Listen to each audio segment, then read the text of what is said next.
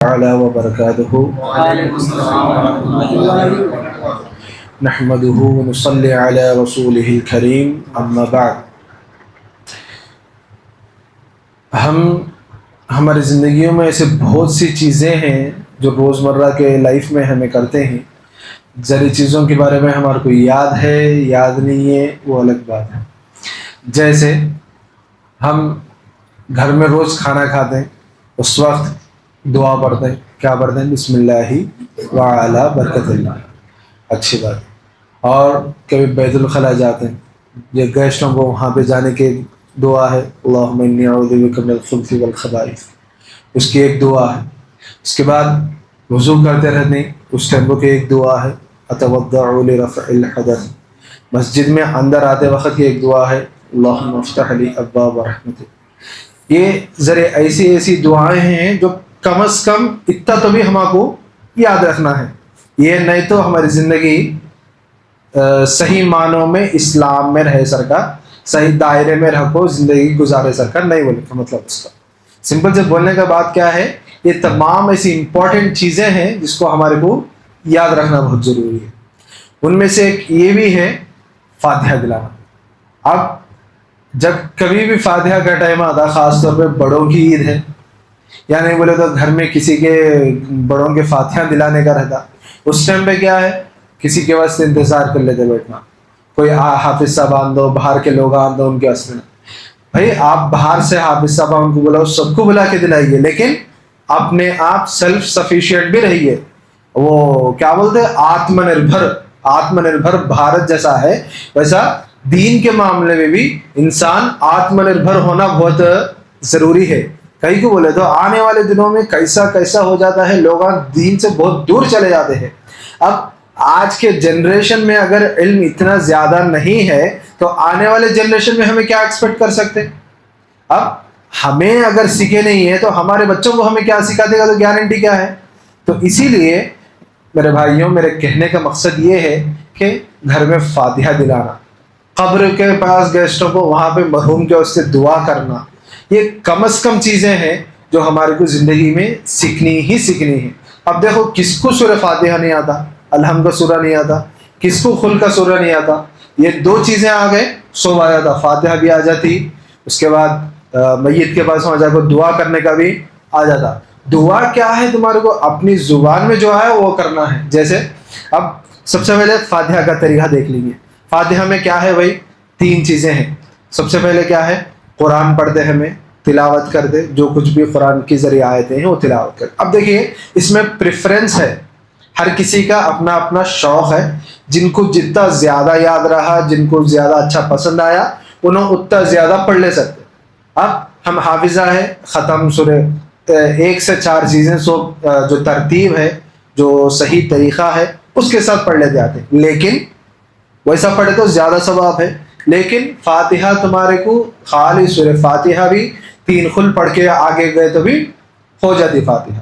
تو بولنے کا مقصد کیا ہے, خل اور سورہ فاتحہ تو سب جنے کو آتا نا, الحمدللہ کا سورہ قل اللہ کا سورہ سب کو آتا. تو کم سے کم کوشش کریں گے ہمیں گھر میں خود سے ہی فاتحہ دلا لینے کے واسطے کیا کرنا ہے, سورہ فاتحہ پڑھنا 3 مرتبہ, قل اللہ کا سورہ پڑھنا, پھر الفاتحہ ربنا تقبل منا الفاتحہ بولنے کے بعد میں پھر 3 مرتبہ 1 مرتبہ سورہ فاتحہ 3 مرتبہ قل اللہ پڑھتے.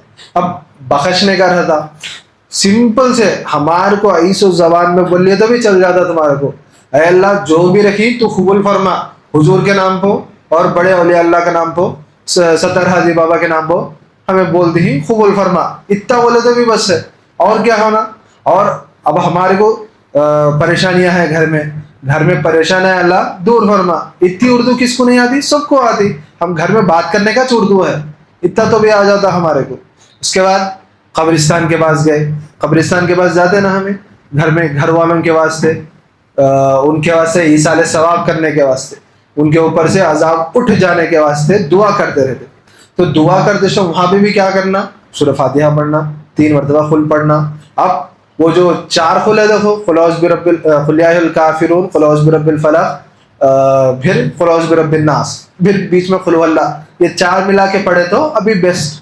نہیں آپ سب اتنا نہیں آتا بولے تو خالی قل اللہ پڑھ لو, سورہ فاتحہ بھی قل هو اللہ پڑھ لینا، پھر سیم الفاتحہ بول لانا، پھر کیا کرنا دعا، اے اللہ یہ میت کے واسطے ہمیں دعا کرتے ہیں، ان کے اوپر سے جو ہے عذاب دور کر دے، جو جیسا آیا ویسا بولنا، کم سے کم شروع کرے تو انشاءاللہ آگے جا کے آسان ہوتا ہمارے کو، اب شروع ہی نہیں کرے تو کب بھی آتا اس نہیں.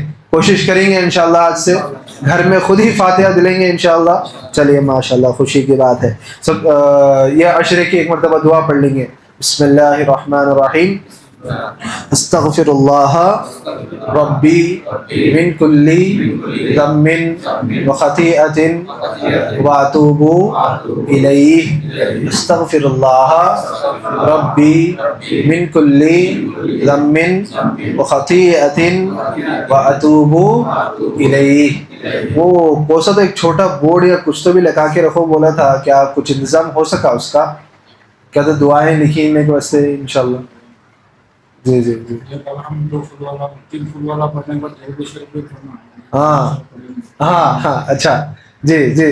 درود شریف بھی بہت امپورٹنٹ ہے. دیکھیے ایک ہمیشہ یاد رکھنا، اٹھے تو درود شریف، بیٹھے تو درود شریف. درود شریف کا ذکر کبھی چھوڑنا نہیں ہے ہمارے کو. رات میں سوتے وقت جو بھی سورہ پڑھنے کے ہے سو پڑھ لینے کے بعد میں اول آخر میں 11 مرتبہ درود شریف پڑھ لیتے رہنا.